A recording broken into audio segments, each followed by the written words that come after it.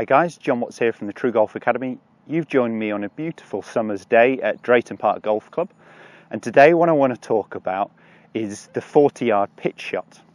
So what I've got here is a 58-degree club that's got 10 degrees of bounce on it, and the topic I really want to talk about is how we use the loft and how we use the bounce correctly when we are pitching.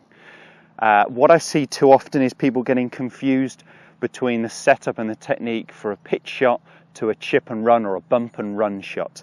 So the chip and run, the bump and run shot will definitely be the ball middle to back of your stance. I tend to prefer it nearer my back foot just to make sure that my sternum is ahead of the ball and my handle will be ahead of the golf club.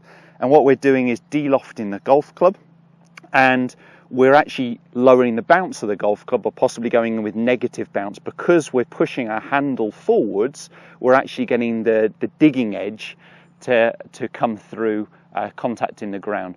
What we're trying to guarantee with the bump and run is that we're hitting the ball first. It's a little bit different on a pitch shot. We know from looking at and analysing the best golfers out there that we are actually hitting, or they are hitting the ground slightly before they hit the golf ball when they're pitching, especially when there is more grass around the ball. I've got quite a nice lie here on the fairway, but even with this I'll be catching that ground just a little bit behind the golf ball, and that club will be bouncing through. And what you see with the world's best pitchers is they might have stood there on the practice area hitting this 40-yard shot for half an hour, and you'll hardly see where they've been.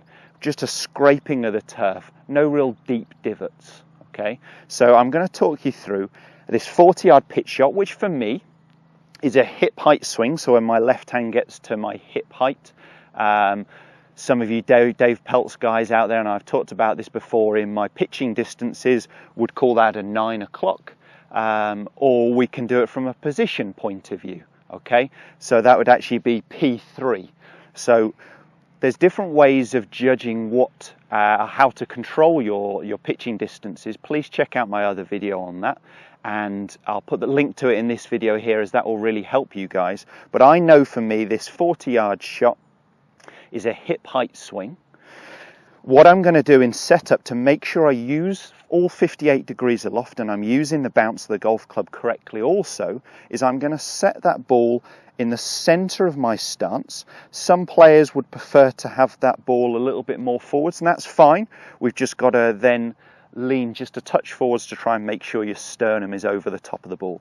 I prefer to play these shots quite central in my stance, underneath my sternum.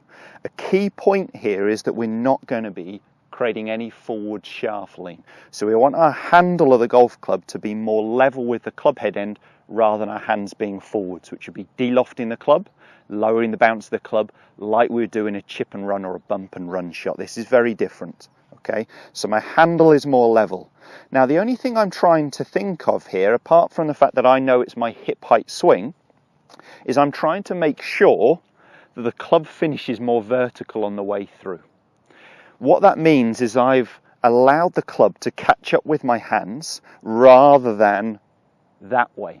So that way is that real shaft lean, which I had to do in one of my videos. You'll have seen out the heavy, thick rough, and you have to have the handle of the golf club more forwards to try and make sure you do contact the ball first out of the heavy rough. I haven't got that here on a standard pitch shot off the fairway or the semi-rough.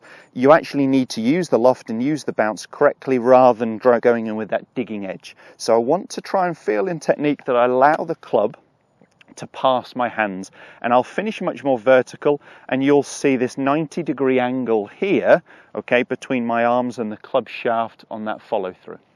So I'm going to have a couple of practice swings, feeling hip height back, and I'm going to try and get the club to vertical. Okay, so it's passing my hands. Good. And what I've managed to do there in my practice swings is just cutting the turf, just cutting the grass. You can hardly tell I've been there. Okay, let me go ahead and try and hit a couple for you. Hopefully you'll see that. So I've just got the orange line here is my target line. As I said, I've got a 40-yard shot. I've got the ball in the center of my stance. I'm gripping the club just around half an inch down the handle where you feel comfortable. I'm trying to feel hip height and release that club through to a vertical position. that worked out pretty good. Landed very on the front edge of the green. The pin's only, it's a tricky pin position actually. It's only around 2 yards on the green, so that landed on the front edge and just released out and is pin high, really, about 5 foot. So one more. Ball in the centre of my heels. My handle of the club is level rather than pushed forwards. For me, I'm feeling hip height on this. And release that club through to a nice high finish position where I've got that 90-degree angle. Managed to get that one even in a little closer. And what you'll see is I've hardly disturbed the turf there. So a real fine cut off the turf rather than a deep divot and my handle being a long way in front of the golf club, or that club finishing very low to the ground. I want you to have a few practice swings and just get that feeling of the club starting to pass your hands, so you're using the loft and using the bounce of the golf club correctly. That's going to really sharpen up your short game and improve your pitching. I want you guys to give that a try for me. Please post your comments, questions below. Any other videos you'd like to see me cover. Do make sure you check out TruGolf Academy on YouTube for lots of content coming every Monday, Wednesday and Friday. And we're on lots of other social media outlets, so please check us out on there as well. Thanks, guys.